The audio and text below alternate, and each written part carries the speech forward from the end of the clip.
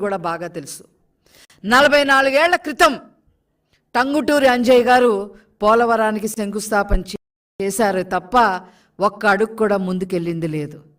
20 ఏళ్ల నాడు మరి వైఎస్ రాజశేఖర్ రెడ్డి గారు శంకుస్థాపన చేశారే తప్ప ఒక్క అడుగు కూడా ముందుకెళ్ళిన పరిస్థితి లేదు.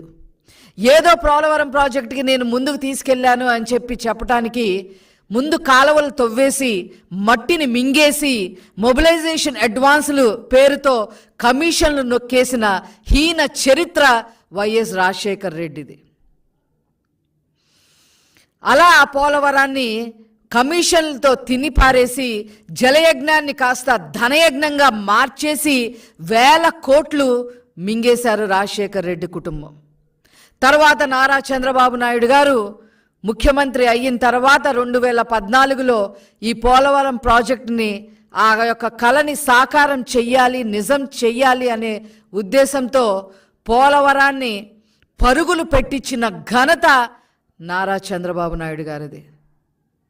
72% పోలవరం ప్రాజెక్ట్ని పూర్తి చేయటం జరిగింది. ఒక్క రోజులో 35,000 క్యూబిక్ మీటర్ల కాంక్రీట్ని నారా చంద్రబాబు నాయుడు గారు వేయించడం జరిగింది. ఒక గంటకి 13,080 క్యూబిక్ మీటర్ల కాంక్రీట్ని ఆ రోజు పోలవరం ప్రాజెక్టులో చేయించడం వల్ల గిన్నీస్ బుక్ ఆఫ్ రికార్డ్స్కి కూడా ఎక్కడం జరిగింది. రాష్ట్ర చరిత్రలోనే కాదు, దేశ చరిత్రలోనే కాదు, ప్రపంచ చరిత్రలో కూడా ఏ నాయకుడు ఒక సాగునీటి ప్రాజెక్టు కోసం ఇంత శ్రమ పడలేదు. అలా పోలవరం ప్రాజెక్ట్ని పూర్తి చేయటం కోసం మరి అహర్నిశలు మరి కష్టపడిన ఏకైక నాయకుడు నారా చంద్రబాబు నాయుడు గారు. 72% పూర్తి చేశారు. ఆ తర్వాత వచ్చాడమ్మా ఈ రాష్ట్రాన్ని రాజపీను కన్నా హీనంగా పీకు తినటానికి ముఖ్యమంత్రి అయ్యారు. ఒక్క ఛాన్స్ పేరుతో పొర్రపాటున గెలిచాడు. రాష్ట్రం ఎంత అధోగతి పాలైపోయిందో అందరికీ కూడా తెలుసు. పోలవరం ప్రాజెక్టు ఎంత అధోగతి పాలు చేశారో నిన్న ఆల్రెడీ నారా చంద్రబాబు నాయుడు గారు చెప్పడం జరిగింది. మేము మళ్ళీ చెప్పదలుచుకున్నాం. 72% పూర్తి చేసిన ప్రాజెక్టుని కేవలం ఇంకొక 28% పూర్తి చేస్తే ఎన్ని ప్రయోజనాలు కలిగేవో ఆ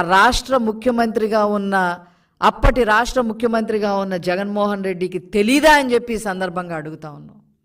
ఏ రకంగా అయితే రాజధాని నాశనం చేశాడో అదేవిధంగా రివర్స్ టెండరింగ్ పేరుతో కాలయాపనలు చేసి 20లో పూర్తి చేస్తాం, 21లో పూర్తి అయిపోతుంది, 22లో పూర్తి అయిపోతుంది, 23 పూర్తి అయిపోతుంది, ఇంకేముంది అని చెప్పి అక్కడ ఒక పనికి మాలిన మంత్రుల్ని, ఒకడు ఆ అనిల్ కుమార్ యాదవ్, ఆ తర్వాత అంబటి రాంబాబు. ఈరోజు కూడా మళ్ళీ 2ంటికి ఏదో ప్రెస్ మీట్ పెట్టడానికి రెడీ అవుతున్నాడు ఆయన. డయాఫ్రామ్ వాల్ని నాశనం చేసి పెట్టి స్పిల్వే వర్క్స్లన్నీ నాశనం చేసి పెట్టి భ్రష్టు పట్టించేసి చివరికి ఆ ప్రాంతం మొత్తం కూడా ముంపులోకి గురయ్యే విధంగా జిల్లాలు మునిగిపోయే విధంగా నాశనం చేశారు ఈ జగన్మోహన్ రెడ్డి ప్రభుత్వం. ఏంటి ముసుముసు నవ్వులతో ఈ జగన్మోహన్ రెడ్డి ప్రభుత్వం ఏం చేశారు? అక్కడ కేసీఆర్ 1 మీటర్ తగ్గించవయ్యా, 145 మీటర్లకు గాను 1 మీటర్ తగ్గించవయ్యా అంటే ఈయన ఏకంగా 4 మీటర్లు తగ్గించేశారు. అందుకనే పోలవరంలో మీ పార్టీ మునిగిపోయింది, అక్కడ కేసీఆర్ ప్రభుత్వం కాళేశ్వరంలో మునిగిపోయిందని చెప్పక తప్పదు. ఆ పార్టీ ఇంత దారుణంగా చేసిన వీళ్ళకి మరి ఏ గతి పట్టిద్దో ప్రజలే చెప్పాల్సిన అవసరం ఉంది అని చెప్పి ఈ సందర్భంగా తెలియజేస్తా ఉన్నా. ఏంటి పోలవరం?